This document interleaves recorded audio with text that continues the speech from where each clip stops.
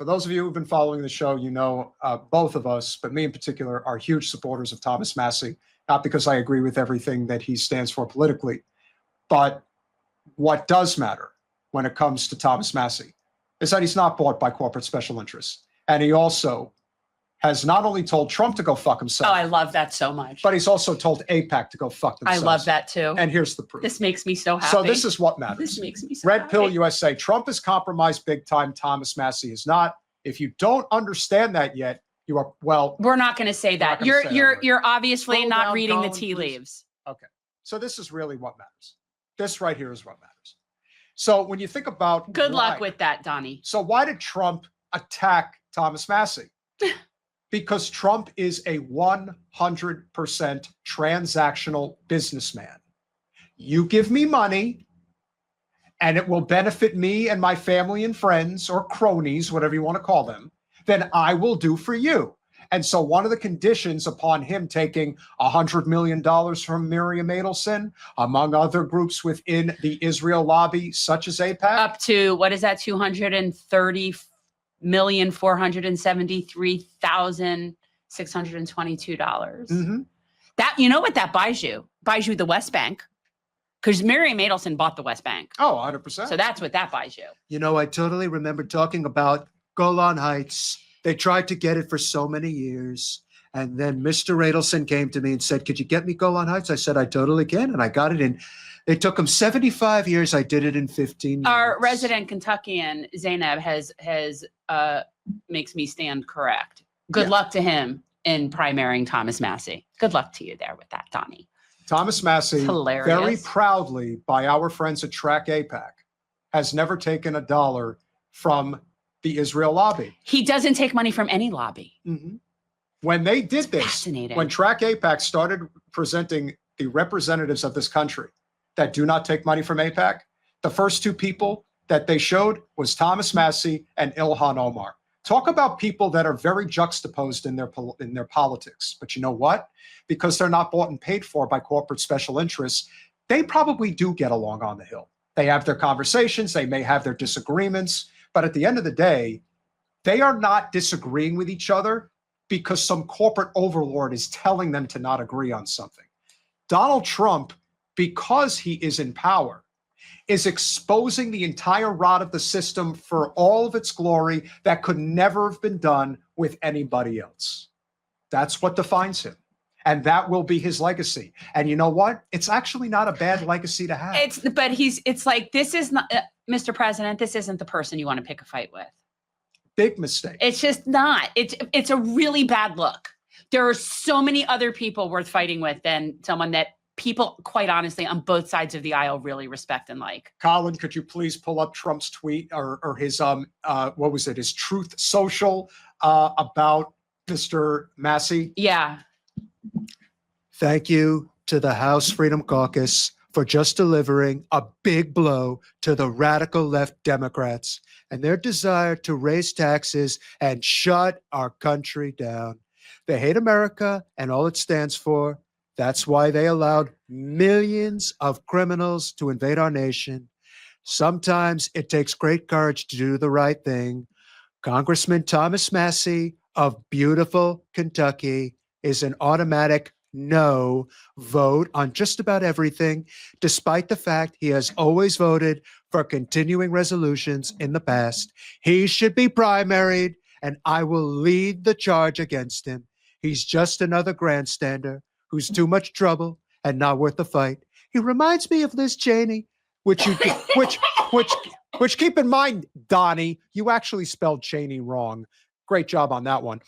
Before her historic record-breaking fall. He does it on purpose to be disrespectful. The people of Kentucky won't stand for it. Yes, and he's and you're very in touch with the people of Kentucky. Kentucky, beautiful state, great state. First state I won when I ran for president. Do I have any takers? Anyway, thank you for the House Freedom Caucus for your very important vote. We need to buy some time in order to make America great again. Again. Greater than ever before. Unite and win. So, okay, so now show Massie's response, because to me, that's the best. Okay, so Trump being Trump. In less than 3 days, I've received $261,000 through 3,203 individual donations without sending an email, a text, or a phone call. It's called Fundraising Record for Me. It's a fundraising record for me. It's a fundraising record for me, and it's boosted my current cash on hand north of $1.1 million. So that's him like flexing a little bit there. Thomas Massie. Look at him and you know, rocking the facial hair and the silver fox thing going on. He's getting prime. Massie has emerged from the unfortunate passing of his late wife and has basically become almost like a Heisenberg type of guy. He's like, you're fucking with the wrong guy. Yeah. Like, I actually know how to survive in the wild, Donnie. And he would say this, he says this to all the libs. So why not say it to Trump? Why not say it to all of them? He is the genuine article if there ever was one. He has zero fucks to give. So when the Crypt Keeper finally honestly, leaves, you know what? Thomas Massie's running for the U.S. Senate. And then we'd have, isn't it amazing that you would then have the only state that has both senators not on the payroll would be Kentucky? Yeah. What's even more amazing is that Rand Paul would take such a step backwards compared to Massie. Massie's he's the best we got. And that's why supporting him is critical. And that's why, much like we would want to see better representation in Congress, and again, it alludes to the problem with somebody like Bernie or even somebody like Alex.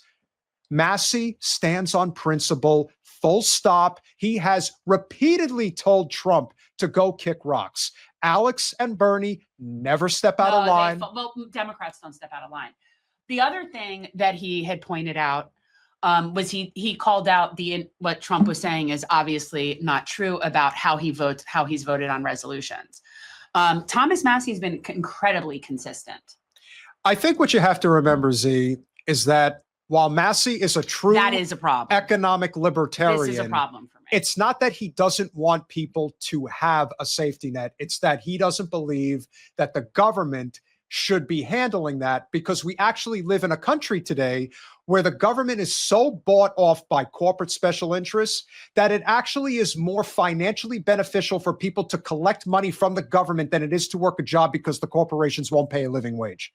So if his argument is, does he support living wage rules? That's what we need to know. And so if Massie, Dana probably knows. But this is where the game will change. See, if Massie does run for the U.S. Senate, then the conversation completely changes in terms of what is your economic philosophy, because it's a lot different when you have not only 100 votes versus 435, but it's very possible that you want to talk about a tie-breaking vote in the Senate. I mean, it's the ultimate power chamber in the entire world. There is no more powerful elected body of government in the world than the U.S. Senate.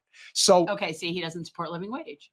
So these are not good policies. Look, again, and we've said it a million times, our liking him has nothing to do with policy. It just has to do with that he's not bought and paid for. And at the end of the day, when you're not bought and paid for, if you're not serving your people, they'll vote you out. Yeah. If they don't like you, they'll vote you out. If you're not bought and paid for, then you have to stand on your merit, and you have to stand, your people have to like you. So it really isn't for me to say what I like or don't like about someone if he's representing his people. Austerity is violence. I don't agree with that. I do agree with having social safety net and collective resources in that way. So no, I don't agree with that. I'd also argue that I don't get to vote in that race because I don't live in Kentucky. Carl's, guess what? Some people are right wing. That's just the way it is. But he's not a religious psychopath. In fact, one of the most impressive things about Thomas Massie is that he is the most green representative in the country. He basically lives off the grid. He built his entire property, and he also lives off of his entire energy that he gets is from solar. I don't mind look, I am obviously the opposite of conservative, but the whole premise of having a democratic republic is that different communities have their will represented. So if you're representing conservative place with conservative people, then yes, you ought to be voting in a conservative manner for your people. That's your job. Well, that's so I don't have, this is not a policy. This has to do with people who are or are not representing constituents as opposed to donors. That's all I'm talking about. And David, it's a double-edged sword, because I don't ever hear him talk about and yes, these two particulars, in which it does matter. But the difference with somebody like Massie is that Massie is willing to he's willing to cut the Pentagon. And that's something that nobody he's consistent. else. Exactly. So no one else is going to go there. And so that's where you have compromise. That's the thing about the political system we live in today. When you're not bought, you can compromise. That's something that used to happen many, many moons ago. But that doesn't happen now because we're beyond the reach of what would be considered normal political discourse. It doesn't exist anymore. Right. Somebody like Thomas Massie would fit in perfectly. I mean, I don't want to compare him necessarily to Calvin Coolidge, but there's really something to be said for a guy that's just not corrupt. Like, that matters a lot. For me, it does anyway. So I don't really care what somebody may think of what a person is projecting in terms of their politics. I care about actions. Well, right. And here's the other thing. When you're not bought and paid for, that means that you're going to be capable of having a reasonable discussion. Thank you, Yellow Bite, for the $1.99. Thank I you. agree. He's a states' rights guy. Right. That's his thing. So the point I'm making is I don't have to agree with him on policy if he's properly representing his constituents. That's the first thing. And the second thing is if he's somebody that's speaking out against our social safety net, then I'm going to fight against that. Absolutely. And I will stand against that and I will speak out against that. And I would be willing to argue about that. However, when you have someone who's not a corporate whore, it's what Peter is saying is you tend to end up with a compromise because these are people that can be reasoned with.